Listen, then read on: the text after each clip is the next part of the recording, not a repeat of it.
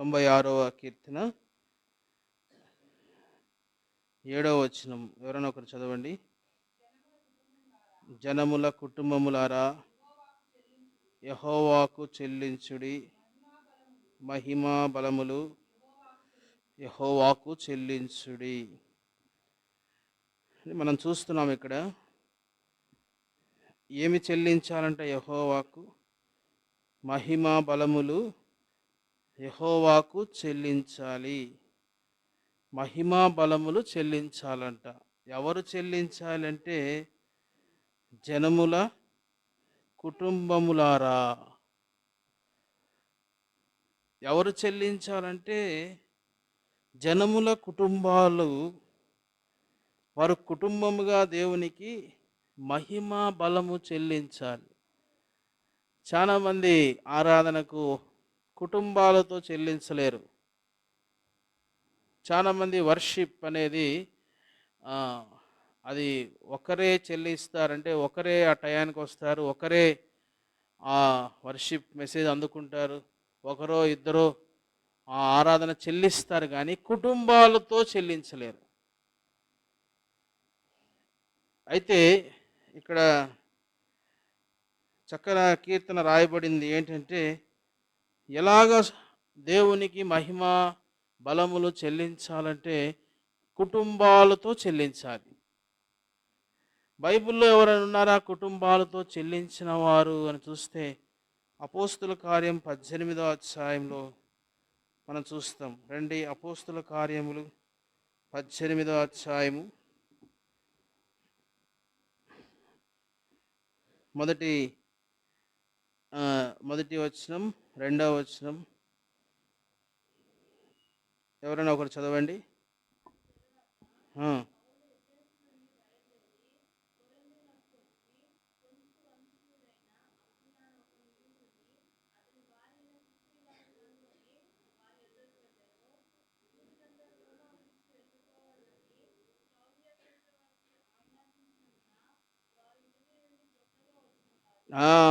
చాలండి. ఇక్కడ Aquila Priscilla గురించి ఇక్కడ రాయబడింది. అకుల్లా ప్రిస్కిల్లా గురించి ఇక్కడ రాయబడింది.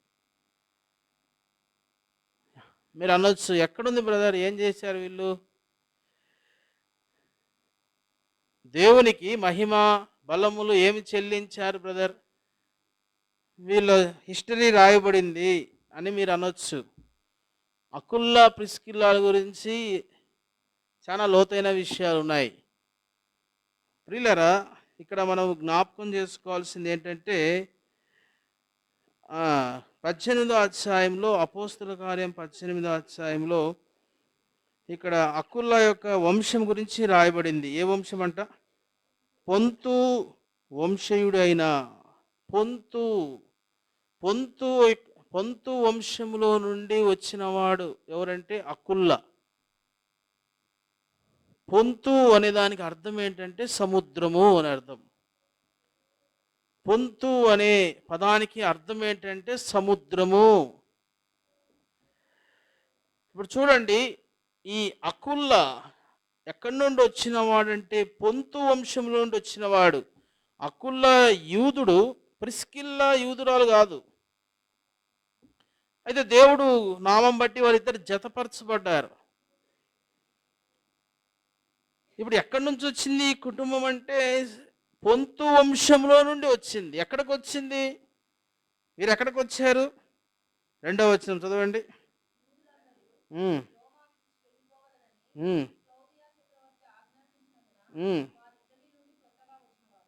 ఎక్కడికి వచ్చినారు వీళ్ళు? మొదటి వచనం.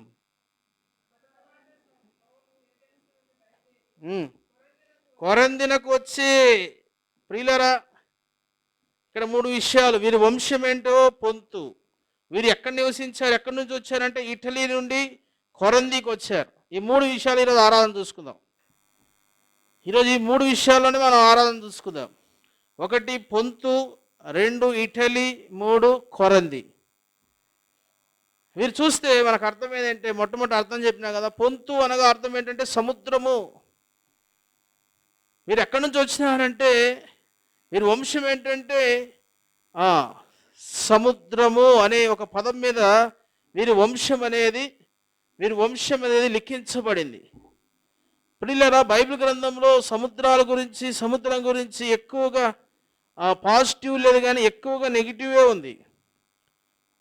సముద్రం గురించి బైబిల్ గ్రంథము ఎక్కువగా చూడండి ఏం రాయబడిందో చూస్తాం. సముద్రం గురించి ఏం రాయబడిందో యెషయా గ్రంథం 57వ అధ్యాయము 20వ వచనం చూడండి.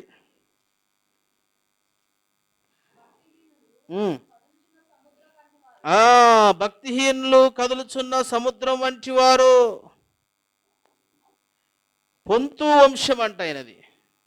ఇప్పుడు ఏ వంశం నుంచి వచ్చినాడైనా? పొంతు వంశం అంటే ప్రియులారా, సముద్రము అనే పదం మీద తన వంశము లిఖించబడింది. బైబిల్ ఏం సెలవిస్తుందంటే సముద్రము దేనితో పోలుస్తున్నాడంటే భక్తిహీనులు కదులుచున్న సముద్రం వంటి వారు. ప్రియులారా, ఎందుకు భక్తిహీనులు కదులుచున్న సముద్రంతో పోల్చాడు? భక్తిహీనులకు భక్తి అంటే గిట్టదు. భక్తిలో వారు స్థిరంగా ఉండలేరు. భక్తిహీనులు భక్తి మాటలు వింటారు కానీ భక్తి చేసిన మనుషుల్ని తెలుసుకుంటారు కానీ వాళ్ళు భక్తిగా జీవించేదానికి అక్కడ స్థిరపడరు. భక్తిహీనులకు భక్తి అంటే అస్సలు గిట్టదు. సముద్రం ఏ రీతిగా అయితే స్థిరంగా ఉండదో, సముద్రం ఏ రీతిగా అయితే కొట్టబడుతూ ఉంటుందో, భక్తిహీనులు కూడా భక్తిలో ఉండేదానికి వారు స్థిరమైన మనస్సు ఉండదు. ప్రియులారా, సముద్రము ఎప్పుడు ఎక్కువగా ఎక్కువగా నిలిచి ఉండే నీళ్ళు ఎక్కడ ఉంటాయంటే సముద్రము దాదాపుగా 30 కిలోమీటర్ల కిందకి వెళ్తే ఇక సముద్రములో అంత చీకటి. సముద్రం లోపలంతా చీకటి. మనం చూసే సముద్రం వేరే, 30 కిలోమీటర్ల లోపలికి పోయిన తర్వాత ఉండే సముద్రం వేరే. కాబట్టి సముద్రం ఎలా ఉంటుందంటే లోపలికి లోతుగా ఉంటుంది. ఆ లోతైన ప్రదేశానికి 2 వ్యక్తులు వెళ్ళినారు. ఆ 2 వ్యక్తులు కూడా ఆక్సిజన్ సిలిండర్స్ అన్ని పెట్టుకుని వెళ్ళినారు. వాళ్ళు చెప్పిన విషయాలు వింటే భయం కలిగిస్తుంది. భయం వేస్తుంది. లోతుగా అంటే ఎక్కడ ఉంటుందంటే చీకటి ఎక్కడ ఉంటుందో వాటర్ అక్కడ నిల్వ ఉంటాయి. మీకు తెలుసో లేదో, సముద్రం లోపల చీకట్లో చాలా చాలా విచిత్రమైన చేపలు ఉన్నాయంట. 2 వ్యక్తులే ప్రపంచంలో ఇంతవరకు వెళ్ళింది. ఇంతవరకు సముద్రం అడుగు భాగాన్ని ఎవ్వరు వెళ్ళలేదు. ఇద్దరు వెళ్ళినారు. అది ఆ చీకటికి తట్టుకోలేక వాళ్ళు బయటకు వచ్చేసారు. ప్రాణాలు తెగించి వెళ్ళారు. ఎందుకు చెప్తున్నానంటే వెలుగు నివసించే చోట వాటర్ ఎక్కువగా ఉండదు. అవి ఎక్కువగా డీపెస్ట్ పాయింట్లో స్టోరేజ్ అయిపోయింటాయి సముద్రం నీళ్ళు. భక్తిహీనులు కూడా ఎక్కడ ఉంటారంటే వీళ్ళు భక్తిలో నివసించరు. వెలుగుండే చోట వీళ్ళు ఉండరు. భక్తిహీనులు ఎక్కడ వారు అటు ఇటు చెదరగొట్టబడతారు. ఎందుకంటే వారికి భక్తి అనేది గిట్టదు. కాబట్టి అకుల్లా ఏ వంశం అంటే పొంతు వంశం. ప్రియులారా, సముద్రం దేంతో పోల్చబడిందంటే భక్తిహీనులు ఏ రీతిగా అయితే వారి జీవితాల్లో వారు భక్తిలో స్థిరంగా ఉండరో, భక్తిని ప్రేమించరో, భక్తిని ఇష్టపడరో, వీళ్ళ వంశము కూడా అలాంటిదే. పొంతు అనే వంశం ఒక జాతి. అది ఈ గుర్రాలను వాళ్ళు సేవించేవాళ్ళు. హిస్టరీ చెప్తామంటే టైం లేదు. పొంతు అనే వంశము గుర్రాలు దేవుళ్ళుగా భావించే వంశం అది. అక్కడి నుంచి వచ్చాడు ఎవరంటే అకుల్లా. అక్కడి నుంచి వచ్చారు అకుల్లా, ప్రిస్కిల్లా. ప్రియులారా, ఈ ఉదయకాల సమయం మైకిల్ జాక్సన్ తను ఒక మంచి డాన్సర్. తనకు సండే స్కూల్లోనే మంచి భక్తిగల పాటలు తల్లి నేర్పించింది. సండే స్కూల్ టీచర్స్ నేర్పించినారు. అయితే తాను సండే స్కూల్లో ఉండేదానికి మనసు ఇష్టపడట్లే. సండే స్కూల్లో పాటలు నేర్చుకోవడానికి ఇష్టపడట్లే. భక్తి పాటలు నేర్చుకోవడానికి ఇష్టపడట్లే. తాను వెళ్ళి ఒక క్లబ్లో కూర్చొని ఆ క్లబ్లో పాటలు పాడడానికి ఇష్టపడినాడు. తాను వెళ్ళి క్లబ్లో పాటలు పాడుతూ డ్యాన్స్ చేసేదానికి ఇష్టపడినాడు. తాను వెళ్ళి క్లబ్లో డ్యాన్స్ చేస్తూ అనేక డబ్బు సంపాదించేదానికి ఇష్టపడినాడు. ఇది భక్తిహీనుల యొక్క స్థితి. సముద్రం లాంటి వాళ్ళు. వారు వెలుగులో నివసించలేరు, వారి భక్తిలో ఇష్టం ఉండదు. మైకేల్ జాక్సన్ నాశనం కావడానికి కారణం ఏంటంటే తన భక్తిహీనత. తను ఇష్టపడలేదు. సండే స్కూల్ టీచర్స్ చెప్పినారు, తల్లి నేర్పించింది, మంచి గొంతు ఉంది, నీకు మంచి స్వరం ఉంది, నువ్వు చక్కగా పాడగలవు. ఎంత తను ఎంకరేజ్ చేసినా కూడా తను క్లబ్లో పోయి కూర్చున్నాడు. కారణం ఏంటంటే భక్తిహీనతను ఇష్టపడినాడు, భక్తి లేని ఆ పరిసరాలను ఇష్టపడినాడు, భక్తి లేని సమాజంతో ఇష్టపడినాడు. తన జీవితం నాశనానికి కర్త అయిపోయినాడు. ఉదయకాల సమయంలో పొంతు వంశము సముద్రముతో పోల్చబడింది. అకుల్లా తన యొక్క వంశం ఎలాంటిదంటే భక్తిహీనతతో నింపబడిన ఆ వంశంలో నుండి వచ్చినాడు అకుల్లా. ఎక్కడికి వచ్చాడండి? చెప్పిన కదా, ఎక్కడికి వచ్చాడు? కొరంది అనగా సంతృప్తి. బావినండి. కొరంది అనగా సంతృప్తి, పొంతు అనగా సముద్రము, ఇటలీ అనగా దూడ అని అర్థం. అది కూడా చెప్తాను. ఇటలీ అనగా దూడ. ఎక్కడి నుండి ఎక్కడికి వచ్చాడు చూడండి. సముద్రము అంటే భక్తిహీనమైన వంశంలో నుండి భక్తిగల వంశంలోకి వచ్చేసాడు. ఏమండి, ఇష్టపడని ఎంతోమంది భక్తిని ఇష్టపడని ఈ మైకేల్ జాక్సన్ లాంటి వారు ప్రతి ఒక్కరు దేవుడు మరణించక ముందు గొప్ప గొప్పలు కూడా అవకాశాలు ఇచ్చాడు. భక్తిగల మాటలు చెప్పారు. గాంధీ మహాత్మునికి చెప్పారు, భక్తిగల మాటలు విన్నాడు. మీ బైబిల్ పాటిస్తే వారు నిజంగా పరలోకం పోతారన్నాడు. మీ బైబిల్ పాటించిన వారు నిజంగా పరలోకం పోతాడని ఖచ్చితంగా చెప్పిన వ్యక్తి గాంధీ. అయితే నేను పాటించలేనని చెప్పినాడు.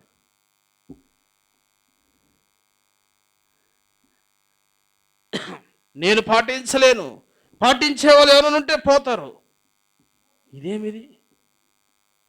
ఇదేమండి ఇది? పాటించే వాళ్ళు ఎవరైనా సరే పోతారు, కానీ నేను పాటించలేనన్నాడు.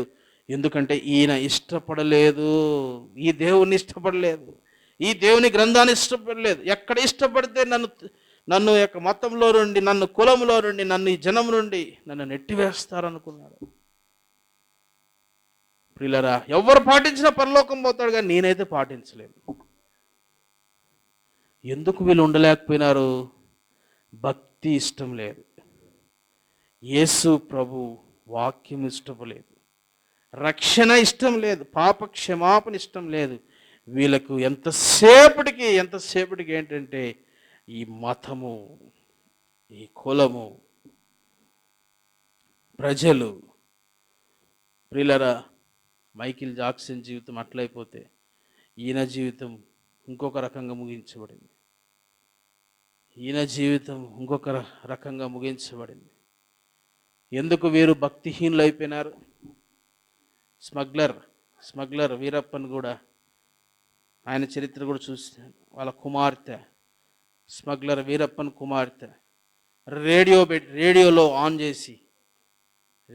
ఆన్ చేసి తమిళ్లో వచ్చే వాక్యాలు, తమిళ్లో వచ్చే పాటలు తనకు వినిపిస్తూ వచ్చేవి. తమిళ్లో వచ్చే పాటల్ని, ఆ యొక్క మెసేజెస్ని తన తండ్రికి వినిపించేది. రేడియో గిఫ్ట్ ఇచ్చి తనకు వినిపించేది. సాయంత్రం పూట, పొద్దున పూట, తెల్లవారుజామున స్మగ్లర్ కూడా ఈ వాక్యము, ఈ పాటలు అనేది చెవులతో విన్నాడు. ఆయన చెప్పినాడు, విన్నప్పుడు ఎంతో ప్రశాంతంగా ఉంది, నువ్వు వినమ్మా, నువ్వు బాగుండమ్మా అన్నాడు. విన్నప్పుడు ఎంతో ప్రశాంతంగా ఉంది నాకు, నువ్వు వినమ్మా, నువ్వు బాగుండమ్మా అన్నాడు. తాను విన్న వాక్యాన్ని, విన్న ఆ పాటలను తన హృదయంలో స్వీకరించలేకపోయాడు. కారణం ఏంటి? స్మగ్లింగ్లోనే తాను స్మగ్లింగ్లోనే ఇష్టపడ్డాడు, స్మగ్లర్గా బ్రతకడానికి ఇష్టపడ్డాడు. భక్తిహీనులు ప్రియులారా, భక్తి గిట్టదు, దేవుడు అనేది వారికి గిట్టదు. కాబట్టి మనం తెలుసుకోవాల్సిన సత్యం ఏంటంటే, మొట్టమొదటి అంశం ఏంటంటే, పొంతు వంశము సముద్రముతో పోల్చబడింది. సముద్రము ఎలాంటిదంట? భక్తిహీనులతో పోల్చబడింది. ఈ ఉదయకాలం నీవు నేను ఈరోజు మందిరంలో ఉన్నామంటే కొరందీకి వచ్చినారంట. ఎవరు? అకుల్లా ప్రిస్కిల్లా కుటుంబాలతో కొరందీకి వచ్చారంట. కొరంది అంటే సంతృప్తి. దేవుడు ఎవరికి సంతృప్తిస్తాడు? రండి, కొరందికి రావడం ద్వారా చూడండి, 36వ కీర్తన 8వ వచనం.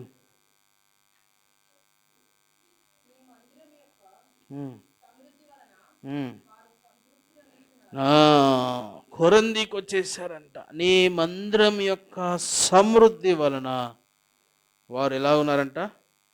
సంతృప్తి నొందుచున్నారు. ప్రియులారా, పొంతు వంశంలో ఉన్న అకుల్లా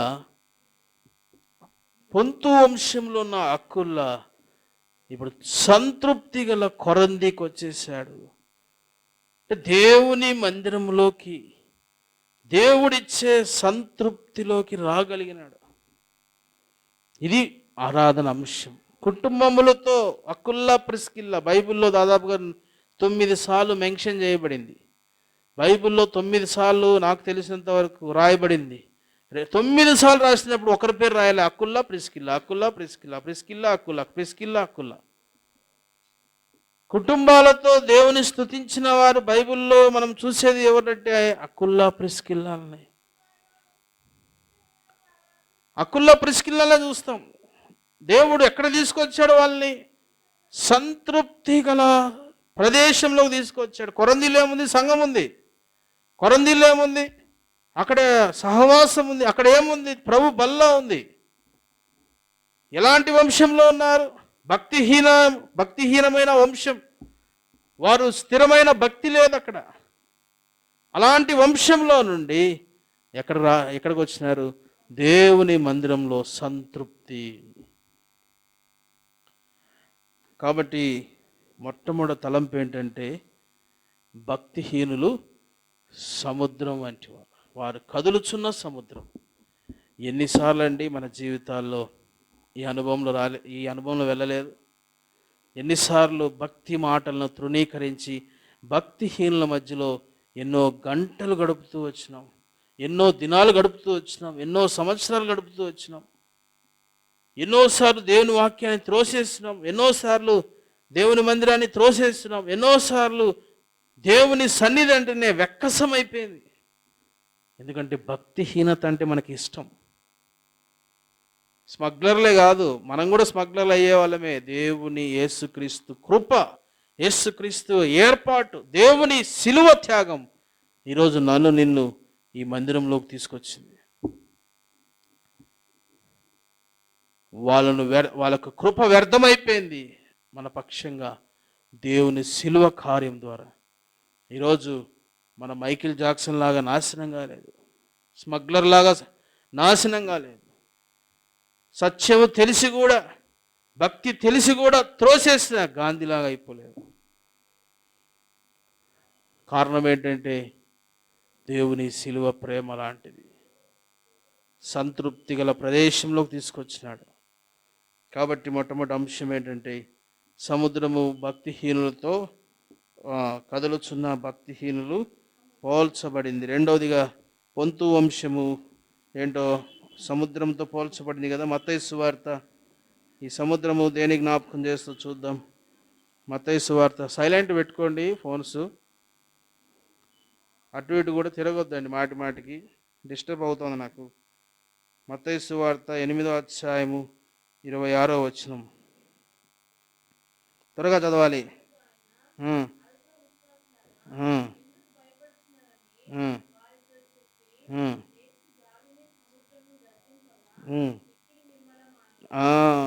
చూడండి, సముద్రము గాలిని గద్దించగా మిక్కిలి నిమ్మలమాయెను.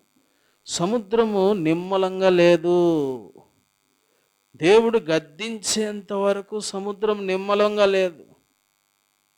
మొట్టమొదటి సముద్రమేమో భక్తిహీనులు కదులుచున్న భక్తిహీనులతో పోల్చబడింది. రెండవదిగా ఏంటంటే సముద్రము నిమ్మలంగా లేదు.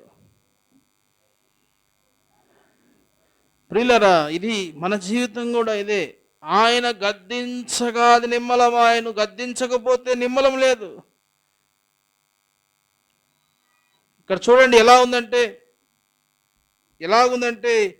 సముద్రానికి ఏమైంది? నిమ్మలంగా లేదు. గాలి సముద్రం రెండు కలిసిపోయినాయి.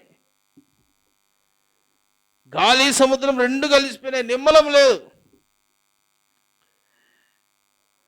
కాబట్టి రెండవదిగా మనం అర్థం చేసుకోవచ్చు అంటే పొంతు వంశంలో ఉన్న వారికి నిమ్మలం అనేది లేదు. నిమ్మలము లేని పరిస్థితిలో ఉన్నారు వాళ్ళు. ఇప్పుడు అకుల్లా ఎక్కడ ఉన్నాడంటే పొంతు వంశంలో ఉన్నాడు. నిమ్మలం లేదు, కుటుంబాల్లో నిమ్మలం లేదు, సముద్రం అంతట్లో ఎక్కడ పోయినా కూడా నిమ్మలం ఉండదు. ఎందుకంటే ఆ శబ్దాలు, విపరీతమైన శబ్దాలు, గాలి, సముద్రం. మీరు సముద్రంలో ఎప్పుడైనా ప్రయాణిస్తే దాదాపుగా కొన్ని మీటర్ల దూరం వెళ్ళినామంటే అక్కడ శబ్దము, భయంకరమైన శబ్దానికి చెవులు మూసుకోవాల్సి వస్తుంది.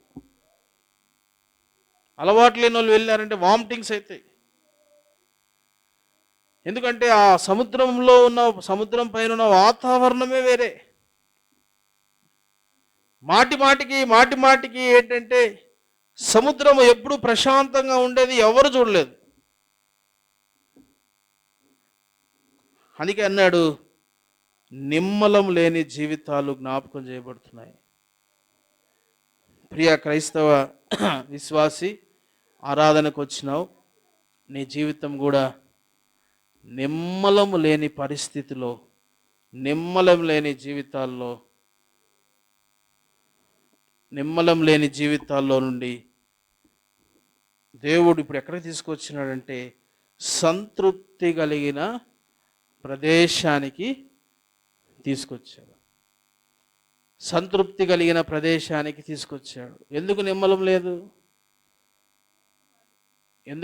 లేదు? కలిసిపోయింది, గాలితో కలిసిపోయింది. గాలి, సముద్రం, నీరు కలిసిపోయినాయి. ఒట్టి వాటర్ కాదు, ఒట్టి వాటర్ ఉంటే నిమ్మలంగా ఉండేది. గాలి, సముద్రాలు రెండు కలిసిపోయినాయి. ప్రియులారా, ఎందుకు నిమ్మలం లేదు తెలుసా? లోకము మనము కలిసిపోయినాం. లోకంలో ఉన్నవన్నీ మనలో ఉన్నాయి, మనలో ఉన్నవన్నీ లోకంలో ఉన్నాయి. ఆ కలిసిపోయిన జీవితం, వేరైన జీవితం లేదు. కలిసిపోయాం, వేరైన జీవితం లేదు. వాళ్ళతో కలిసి జీవించాము. వాళ్ళ అలవాట్లు మనకున్నాయి, మన అలవాట్లు వాళ్ళకున్నాయి. ఆ లోకములో ఉన్న పాపము, లోకంలో ఉన్న భోగములు అన్నిటితో మనం కలిసిపోలేదా? లోకంలో ఏమున్నాయి? భోగేచ్ఛలు ఉన్నాయి. లోకంలో ఏమున్నాయి? సంపూర్ణమైన నేత్రాశ ఉంది, జీవపు డంబం ఉంది. వీటితో మనం కలిసిపోయాం కాబట్టి నిమ్మలం లేదు. సముద్రంకి ఏ రీతిగా నిమ్మలం లేదు, మనకు కూడా నిమ్మలం లేని జీవితాలు. అకుల్లా ఎక్కడి నుంచి వచ్చేటప్పుడు నిమ్మలము లేని జీవితాలు. ప్రియులారా, మనం తెలుసుకోవాల్సిన సత్యం ఏంటంటే ఇలాగ కలిసిపోయిన మనల్ని దేవుడు వేరు చేశాడు. ఇలాగ కలిసిపోయి లోకంలో పాపముతో కలిసిపోయి, అరే విశ్వాస తెలియదు, అవిశ్వాస తెలియదు, దేవుడా తెలియదు, లోకస్తుడా తెలియదు. ప్రియులారా,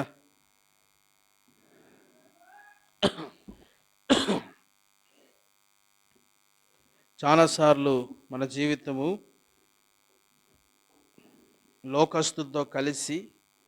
లోకస్తులతో కలిసిపోయే ప్రమాదంలో మనం పడిపోతాం. అప్పుడు కొన్ని సంవత్సరాల క్రితం బియాస్ నదిలో మరి యవనస్తులు, ఇంజనీరింగ్ స్టూడెంట్స్ కొట్టుకొని వెళ్ళిపోయినారు.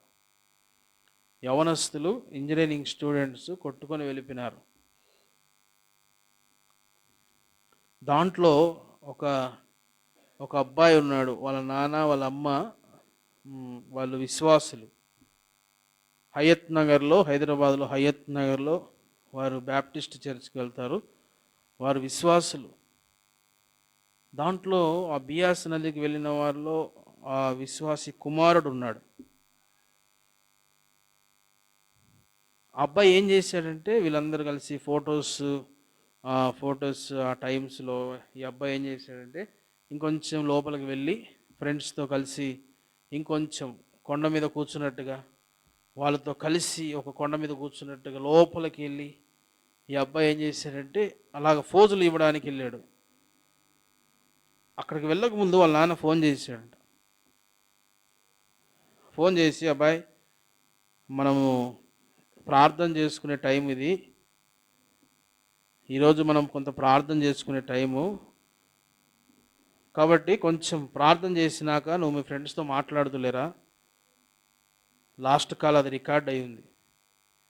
అరే ఇది ప్రార్థన చేసుకునే టైము, కొంత ప్రార్థన అయినాక మీ ఫ్రెండ్స్తో నువ్వు మిగిలిన ఫొటోస్ తీసుకోవచ్చు అని తండ్రి ఫోన్ చేసినప్పుడు, ఆపు నాన్న, ఇక్కడికి వచ్చినాక కూడా ప్రార్థన అంటావు, ఈ ఫ్రెండ్స్ మధ్యలో నాకెంత మొహమాటంగా ఉంటుంది, నేను ఎట్లా ప్రార్థన చేసేది, వాళ్ళందరూ ఫొటోస్ దిగుతుంటే, వాళ్ళందరూ సంతోషంగా ఉంటుంటే ఫ్రెండ్స్ మధ్యలో నేను ఎట్లా ప్రార్థన చేయాలి, ఇక్కడ వాళ్ళు వింటారు అంతా.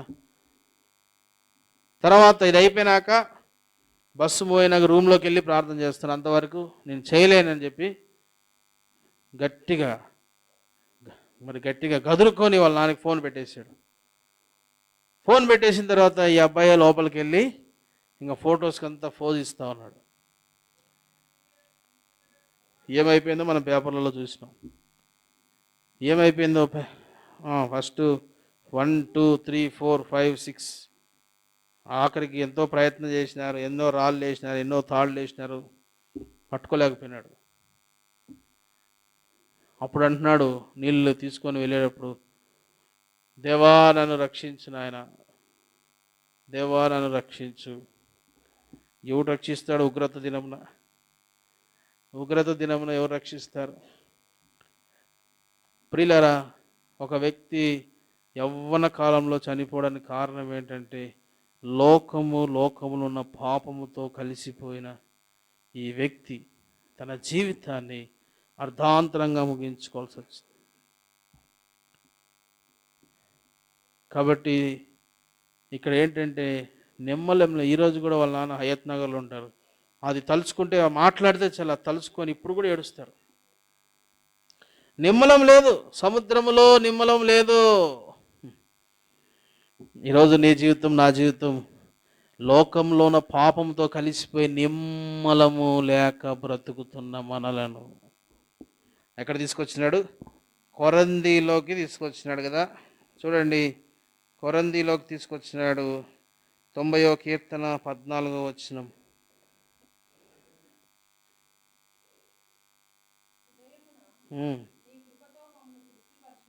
నీ కృపతో మమ్మను తృప్తిపరచము.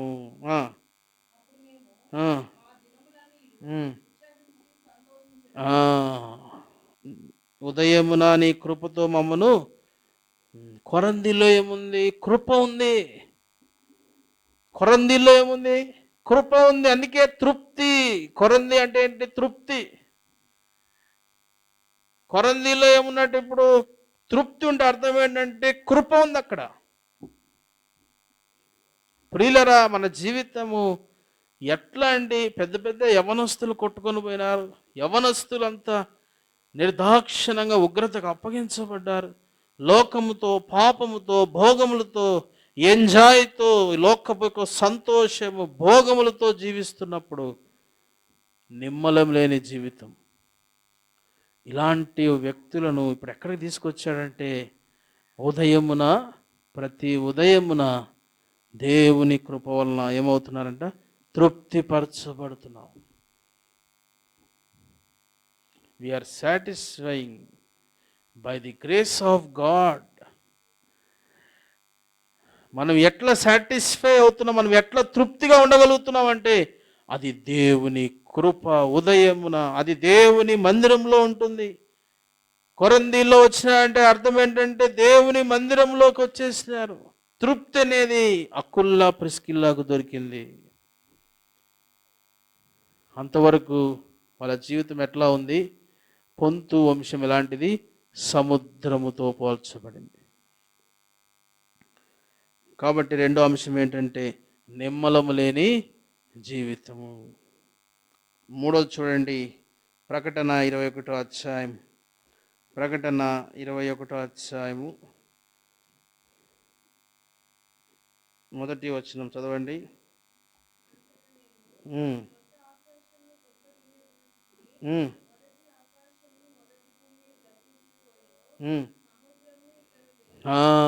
సముద్రము ఇక లేదు. ఇది ఆవిరైపోయిందా సముద్రము? సముద్రం ఇక లేదు. ఏమైపోయింది సముద్రము? ఇంత పెద్ద సముద్రంని దేవుడు ఏం చేశాడు? సముద్రం ఇక లేదు. ప్రియులారా, శాశ్వతమైనది కాదు సముద్రము. సముద్రము జీవితం ఎలాంటిదంటే శాశ్వతమైనది కాదు. ఒకరోజు లయమైపోయేదే, ఒకరోజు కనిపించకుండా పోయేదే. ఈరోజు పొంతు వంశంలో ఉన్న తన వంశం ఎలాంటిదంటే ఒకరోజు లయమైపోయేదే, ఒకరోజు కనిపించకుండా పోయేదే, తాత్కాలికమైందే. అది నిలిచి ఉండేది కాదు, అది స్థిరమైంది కాదు. తన వంశం ఎలాంటిదంటే ఒకరోజు లయమైపోయే వంశంలో ఉన్నాడు. ప్రియులారా, అకుల్లా ఎక్కడున్నాడంటే ఒకరోజు లయమైపోయేది, ఒకరోజు కనిపించకుండా పోయే వంశంలో ఉన్నాడు. నీ జీవితం, నా జీవితం కూడా ఏ వంశము? మన వంశం.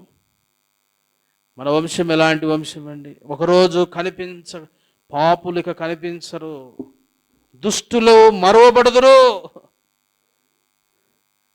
దుష్టులు మరువబడతారంట.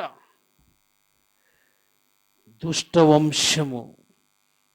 మనము మర్చిపోవలసిన ఆ వంశంలోనే నివసిస్తున్నాం. తాత్కాలికమైనది మన జీవితం, స్థిరమైనది కాదు. దీంట్లోనే మన జీవితం ఎన్నో సంవత్సరాలు కొనసాగిస్తూ వచ్చి దుష్టులు మరోబడతారు, నీతిమంతులు నిత్యము నిలిచి ఉంటారు.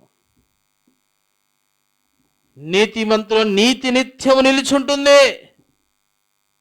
భక్తిహీనులు, దుష్టులు మరోబడతారు. ఇదే కదా మన వంశము.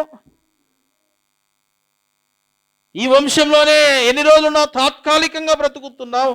అయ్యా, తాత్కాలికం అని తెలిసి కూడా దాంట్లోనే ఉన్నాం, అదే వంశంలో ఉన్నాం. లయమైపోయే వంశము. ప్రియులారా, ఇలాంటి జీవితంలో ఉన్న పొంతు వంశంలో నుండి దేవుడు ఇప్పుడు ఎక్కడికి తీసుకొచ్చాడంటే సంతృప్తి కలిగిన ప్రదేశానికి తీసుకొచ్చినాడు. సంతృప్తి కలిగిన ప్రదేశము. చూడండి, కీర్తన 65వ అధ్యాయం, కీర్తన 65వ అధ్యాయము 4వ వచనం.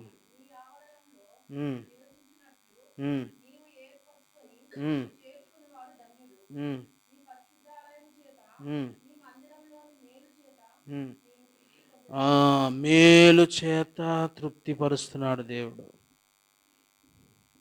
మేలు చేత తృప్తిపరుస్తున్నాడంట. నీ ఆవరణంలో నీ పరిశుద్ధాలయము చేత, మేలు చేత. మూడోదిగా ప్రియులారా, దుష్ట వంశములో లయమైపోయే వంశం. లయమైపోతామని తెలుసు, అక్కడ కనిపించదంటే సముద్రం లేదు.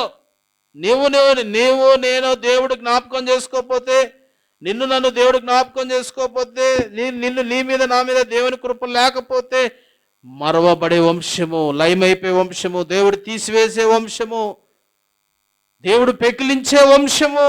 ఈ వంశంలోనే జీవిస్తూ ఏ చింత లేకుండా బ్రతికిన మనల్ని దేవుడు ఎంత కృపగలవాడంటే తన పరిశుద్ధాలయంలో మేలులనేది, దాచిన మేలులనేది, నీకు నాకు చేసిన మేలు ఏంటంటే ఆ వంశంలో నుండి మనల్ని విడిపించాడండి.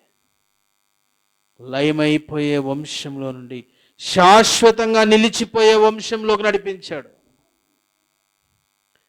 శాశ్వతంగా నిలిచిపోయే రాజ్యంలోకి నడిపించాడు. లయం కాని రాజ్యము, లయం కాని రాజ్యము. లోకమంతా లయమైపోతుంది. లోకంలో రాజ్యములు లయమైపోతాయి, మనుషులు లయమైపోతారు, అధికారం లయమైపోతుంది, బలం లయమైపోతుంది, ఆస్తి లయమైపోతుంది. శాశ్వతంగా నిలిచిపోయే రాజ్యము మాత్రం లయమైపోదు. ఆ రాజ్యంలోకి నడిపించాడు నిన్ను.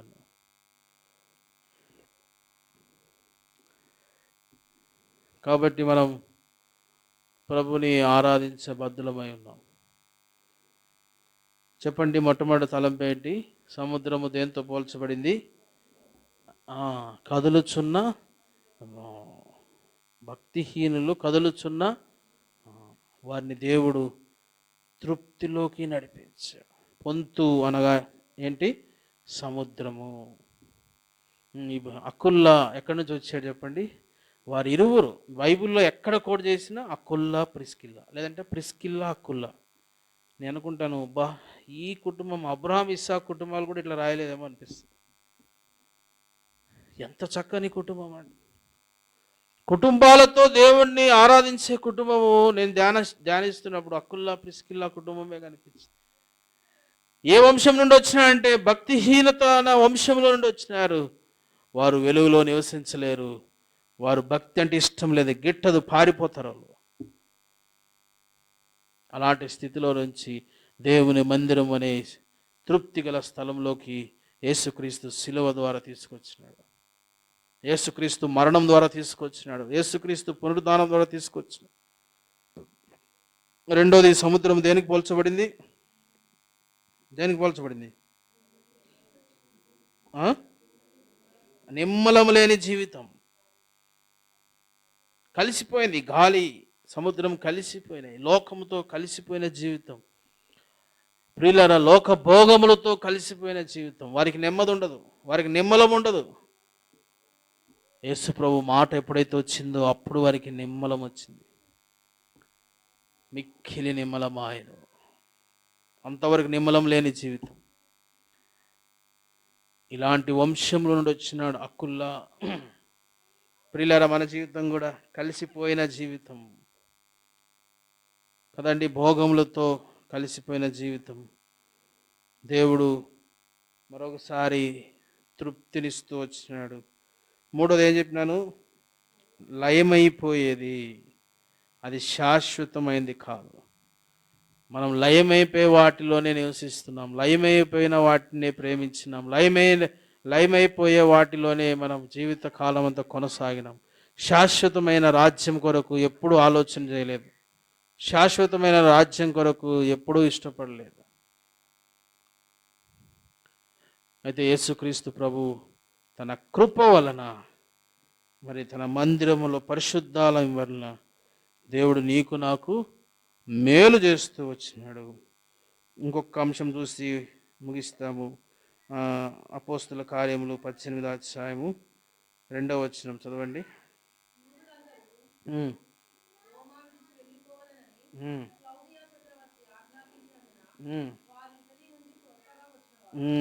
చూడండి, ఇటలీ నుండి క్రొత్తగా వచ్చిన వారు. ప్రియులారా, ఇటలీ నుండి క్రొత్తగా వచ్చిన వారు. వాస్తవానికి వీళ్ళు రోమ్లో మంచి ధనవంతులు. ఎప్పుడైతే క్లౌదియా చక్రవర్తి రోమ్ వదిలిపెట్టి వెళ్ళమన్నారో వీరు కొరందీలో బానిసలుగా బ్రతికినారు.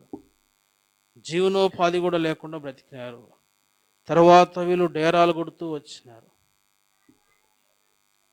ఇటలీ నుండి వచ్చిన వారు. ఇటలీ అనగా దూడ. ఇటలీ అనగా ఏంటంటే దూడ. ఇటలీ నుండి ఎక్కడికి వచ్చినారంట? కొరందిలోకి వచ్చినారు.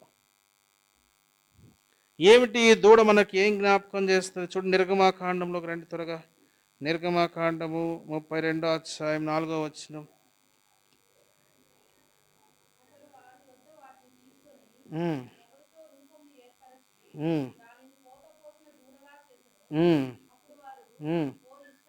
ఉమ్, ఉమ్.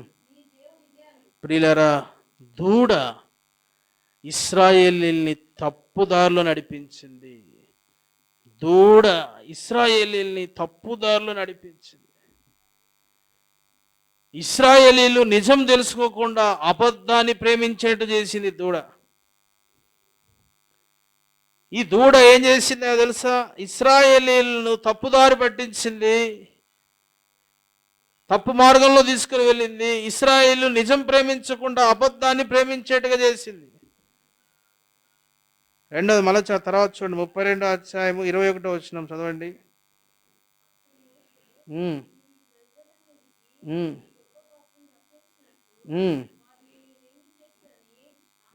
ఈ గొప్ప పాపము రప్పించున్నట్లు, మూడోదిగా దూడ ఏం చేసిందంటే గొప్ప పాపాన్ని తీసుకొచ్చింది. ఒకటేమో తప్పు మార్గంలో తీసుకుని వెళ్ళింది, రెండేమో ఇశ్రాయేలీలు తప్పు మార్గంలో తీసుకుని వెళ్ళింది, ఇశ్రాయేలీలు నిజము కాని అబద్ధంలోకి నడిపించింది.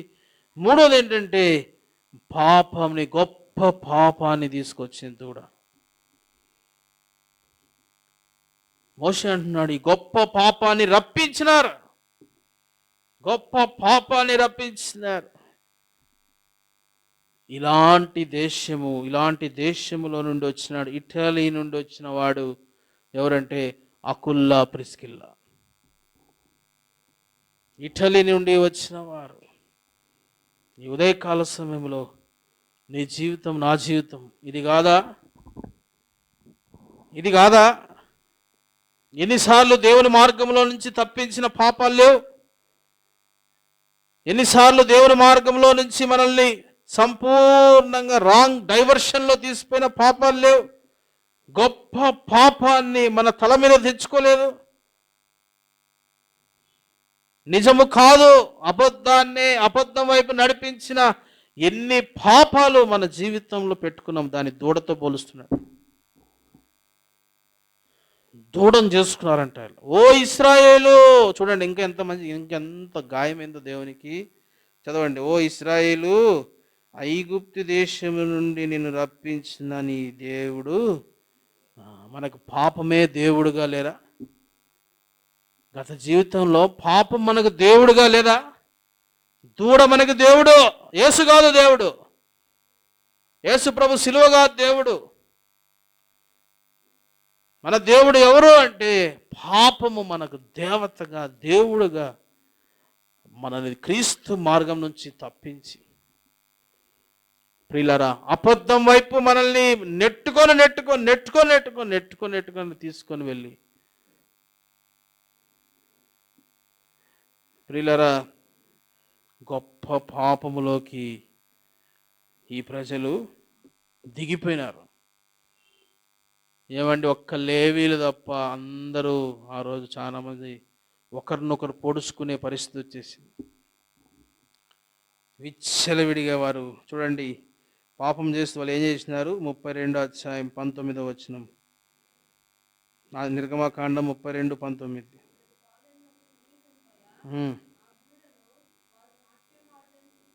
వారు నాట్యమాటను చూచెను. 6వ వచనం 32:6.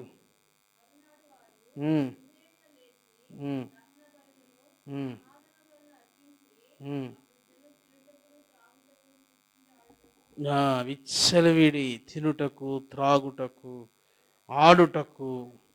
ఇప్పుడు ప్రజలందరికీ ఇదే కావాలా? ఏంటి? తినుటకు, నెక్స్ట్ ఏంటి? త్రాగుటకు, 3 కూర్చుండి, అది మర్చిపోయినారే, మళ్ళీ మీటింగ్ ఉంటుంది, కూర్చుండి. 4వది ఇప్పుడు ఇది నడుస్తుంది, 4 ట్రెండే. ఇది టేబుల్ మెసేజ్ కాబట్టి ఇది చెప్పలేను నేను, మెసేజ్ కాదు కాబట్టి.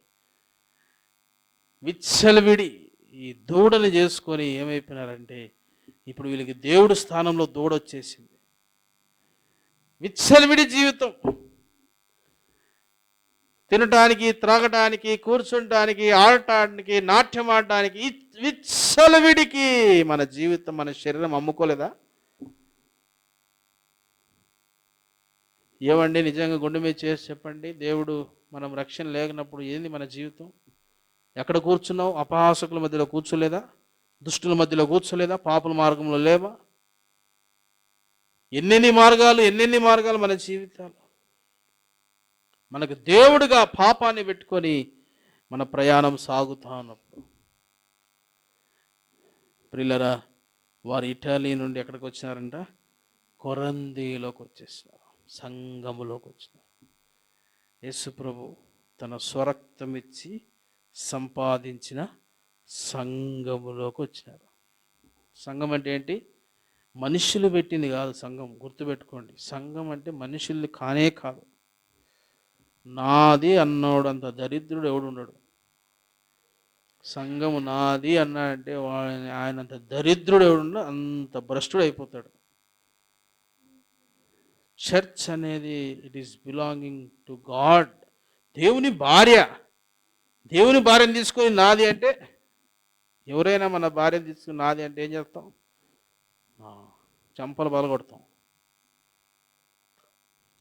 ఇప్పుడు ఇటలీ నుండి వాళ్ళు ఎక్కడ తీసుకొచ్చినారంటే యేసు ప్రభు రక్తముతో కొనబడిన సంఘములోకి వచ్చారు. ప్రియులరా, పాపము దూడ వాళ్ళకి దేవుడుగా ఉండే ఆ జాతిలో నుండి, ఆ ప్రజల్లో నుండి దేవుడు వారిని కొరందిలోకి తీసుకొచ్చినాడు. కాబట్టి ఉదయకాలం మన జీవితం కూడా, మన దేవుళ్ళు పాపమే. వాళ్ళ దేవుడు దూడైతే మన దేవుడు పాపం. లేదా ఎన్నిసార్లు ఎక్కడ కూర్చున్నావు? ఎక్కడ ఆటలాడినావు? ఎక్కడ నాట్యం ఆడినావు? ఎక్కడ త్రాగినావు? ఎక్కడ తిన్నావు? నీకు తెలుసు, నాకు తెలుసు. పాపుల మార్గములో కూర్చున్నప్పుడు దేవుడు ఎంతగా ఏడ్చినాడో. భక్తిహీనులు కూర్చునే చోట, పాపులు మార్గములో, అపహాసకులు కూర్చున్న చోట, దుష్టుల మధ్యలో ఎన్ని గంటలు కూర్చున్నప్పుడు దేవుని మనసు బద్దలైపోయింది. అయినా కూడా సిలువ ప్రేమ అనేది, అందుకే స్వరక్తమిచ్చి ఇట్లాంటి వాడిని కొన్నాడు. నాకు ఆశ్చర్యం ఏంటంటే మంచి వాళ్ళు కొనలేదు ఆయన. ఎట్లాంటి వాళ్ళు కొన్నాడు? దూడలు తయారు చేసుకునేవారు. నేను చూస్తాను, నిర్గమాకాండం 32లో దూడను తయారు చేసింది అహరోనే. అహరోన్ని మళ్ళీ యాజకుడుగా పెట్టుకున్నాడు ఆయన. అహరోను సంతానం అంతటిని అహరోను కర్ర చిగిరించింది. ఇదేవరైనా ఎంతమందిని నాశనమైన అహరోను పెట్టుకున్నాడు? అది దేవునికే సాధ్యం, మానవునికి సాధ్యం. మన స్థితి కూడా ఇదే. ప్రియులారా, ఈ దూడను ఆరాధిస్తున్న ఆ ప్రజలను దేవుడు తిరిగి ఎక్కడ తీసుకొచ్చినాడంటే ఈ కొరంది అనే సంఘంలోకి తీసుకొచ్చినాడు. ఈ ఉదయకాలం నిన్ను కూడా ఎలాంటి స్థితిలో ఇలాగా కూర్చుండి ఇలాగా విచ్చలవిడిగా తిరిగిన మన జీవితాన్ని ఇప్పుడు ఒక యేసు రక్తముతో కొనబడి, యేసు రక్తముతో కడగబడి, యేసు రక్తముతో ముద్రించబడిన జీవితం ఇచ్చినాడు. యేసు రక్తముతో ముద్రించబడినావు నేను, నువ్వు. యేసు రక్తంతో ముద్రించబడిన సంఘంలో ఉన్నావు. యేసు రక్తంతో ముద్రించబడింది సంఘం అంటే ఏంటనుకున్నారు? యేసు రక్తంతో ముద్రించబడింది, పాపపు రక్తంతో కాదు. కాబట్టి ఇంత శ్రేష్టమైన ఆధిక్యతలోకి నన్ను ప్రభు నడిపించాడు. కాబట్టి చూసినాము, సముద్రము 3 విషయాలు చూసినాము. దూడ, టైం లేదు ఇక, దూడ విషయం కూడా చూస్తూ వచ్చినాము. దూడ అనే ఒక దేవత, పాపం అనే ఒక దేవతను ఈరోజు దేవుని స్థానంలో వచ్చేసింది. ప్రియులారా, తద్వారా ఏమైపోయినామంటే సంపూర్ణంగా ఒకరి మీద ఒకరు పడి పొడుచుకొని చావాల్సిన వారు. 32 అధ్యాయం చూస్తే ప్రతివాడు తన పొరుగువాని మీద, 32:27 చదవండి, ముగిస్తాను.